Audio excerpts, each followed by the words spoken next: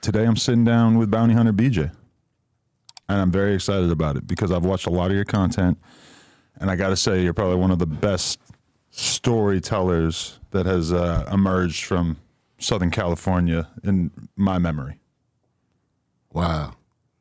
That's a major compliment coming from you, Adam. And you notice I didn't say L.A. Yeah, you said Southern. I'm learning slowly. Why Southern? Why not just Los Angeles? Because I represent it all. It's definitely the WATTS, but that's what I'm Los saying. Angeles in general. I know people from Watts don't love being put in the L.A. bucket. Right. Well, that's because we call our own little section our own little city. Mm-hmm. At one time, we would have been our own city until they branched everything off the way they did. That's why Compton ended up with their city, Inglewood, Long Beach, and et cetera. But we should have had our own little city, our own little mayor, our own little police, everything. We had housing authorities once upon a time, but the housing authorities patrolled each housing project, basically, in the 70s and the 60s. Right, because the first time that I went to the Nickerson Gardens, that was one of the first things that I said to the guys who are hanging out on the block, who seemed like they were there all the time, is I said, what's the crime like? What's the danger like right now versus in the 80s or the 90s or the earliest time that you remember? I remember them saying that there's a lot more cameras and shit, so that kind of a lot of the illegal activity that would have been going. You talking to babies though? They couldn't possibly tell you that shit. You talking to a vet right now who could tell you all that. They couldn't tell you, man. They weren't even born. Right, exactly. Some of their mamas and daddies weren't even around. Their mamas and daddies weren't even off the porch. That's facts. Feel me? So what year were you born? I was born 63. Okay. And your earliest memories are there, or was there other places that you lived before you? No, well, right now I'm centered into a project right now I'm producing, directing, created, called The Beginning. Uh-huh. And it's my story. It's a short doc film. I just could get back from Kansas City, Missouri right now, which is my actual hometown, bro. You feel me? And so what it is this story depicts and shows who is Bounty Hunter BJ, a.k.a. CEO Nino Cappuccino. Like, who was he born as?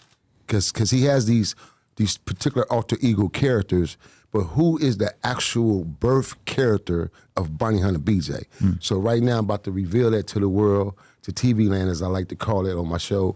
And it's going to be powerful, man, and explosive. And what it does is it takes us back to my birth, the beginning. How did I become this notorious bounty hunter once upon a time, this gangster who put 30 years of active duties in the street as if he went and enlisted in the Army somewhere or the Marines, but I did it in Los Angeles, the streets of Los Angeles, and state to state. So who is this individual and how did this come about? How did this character develop? Who was he before then? And this is what I'm showing the world through my short doc film called The Beginning. Okay, I like it. But, okay, so you were born in Kansas City, you said? Kansas City, Missouri. And then you end up making your way to California. To Los Angeles. 1969, my father, well, I already had an uncle out here, a cousin by the name of Cecil, my Uncle Roosevelt, rest in peace. He was out here, which is one of my daddy's brothers, and he's a war veteran because my father was a veteran from the Marines. 4 of his brothers was veterans, basically.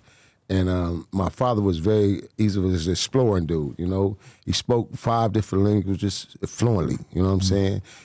Very, very smart. He was my hero. The only hero I've ever had in my life outside of God was my father. You know, and so he decided he wanted to pack up and come to Los Angeles to start a greater life for his children and his wife, which was my mother. And we ended up in Los Angeles in '69. My father bought into a corner on 103rd and Broadway. He bought a whole corner and a whole duplex. And so we stayed there for about a year, and him and a partner ended up partnering up, so they bought into this diesel company, and my father ended up bellying up.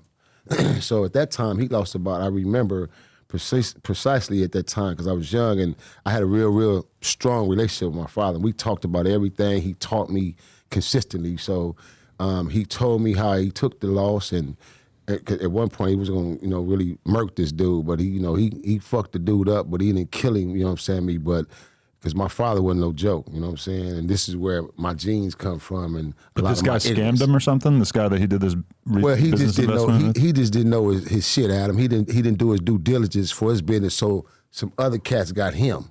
Okay. You know what I mean? And they was out of Detroit some damn where, you know, and this was some Italian dudes. Okay. So Pops took that loss, and he said, you know, he had a family meeting with us and told us, you know, we're going to have to move, and, you know, we're losing everything. And we ended up in the Nixon Garden. We had a choice. My Uncle Roosevelt and my relatives and them stayed in the jungles. Then I had my cousin Cecil was in the Nixon. So we ended up in the Nixon, which I proudly, you know, respectably thank Pops that we ended up in the Nixon, not taking nothing from the Jays because it would have been the jungles, Black Pea Stone, or bounty hunters. But I ended up on them hunter side. So that's history. That's how I ended up there, man. How different you think your life would have been if you grew up over there? On the West? Yeah. Primarily, probably I would have ended up banging the same aspect, because what led me to actually gangbanging Adam was the loss of my parents and my little brother back to back to back. Don't know 20-year-old cat, man, that's just coming out of adolescence to teens to the young adult stage, who has a profound relationship with his family. Because his family, mind you, I grew up with family, aunties, uncles, and great aunties, grandmamas. That's all I knew. So I grew up with real family once upon a time, and it was morals, principles, values, strategic rules. Like, we didn't sit around grown folks when we was kids, like these kids today. Oh, our parents weren't having that shit. We wasn't in their conversations and all that and all in their mouth. We couldn't do that. So I stood on those standards and those principles. So when I lost my parents, back to back to back, I lost my king first, then my little brother 17 from a car accident. 6 months later, he died at 109th Street Park in my hood, where your boy had the little boxing match at. Oh, we're going to get to that. Feel me? And everybody thought it was in the projects, which is no way, no possible. But anywho. Okay. So yeah, man, my little brother passed of a heart attack after the fact. Right. He had a busted blood vessel. But how did your dad pass? Cancer, bro. Right. That's why I hate cigarettes. I don't do cigarettes, tobacco, cigars, none of that shit, man. I hate cancer. So that blunt, what's that wrap? That's a hemp wrap. Oh, right. Yeah. Nice. So you trying to put me there? I was just curious because I seen the blunt earlier. Listen, man, I'm sure, man. Shout out to our sponsor, King Palm. They got us some nice hemp wraps as well. Yeah, hey, and by the way, man, I need that Bounty Hunter BJ bottle, man. Stop playing, man. Next time you come through, playing. for sure. And no jumper killing it right there, man. Yeah. I'm a marketing man too, man. Oh, I like that. Yes, sir. Okay, but then your brother dies in a car accident. Yeah, so these are all like freak back to accidents. back, It's not like they fell victim to the streets of LA bro, type shit. I wouldn't be sitting here telling you this story right now. I'd be on death row somewhere tarnishing. No, Right. I ain't no way in hell, man. You know what I mean? If anybody, a person brought harm to mine, bro, they want to kill me. It ain't no bust ifs and about it. So just fortunate, thank God, it was, I hate cancer. I think that's the most deadliest disease and weapon in the world that mankind has used against us, because that's not no God formula thing. You know what I'm saying? That God formulate that to kill us.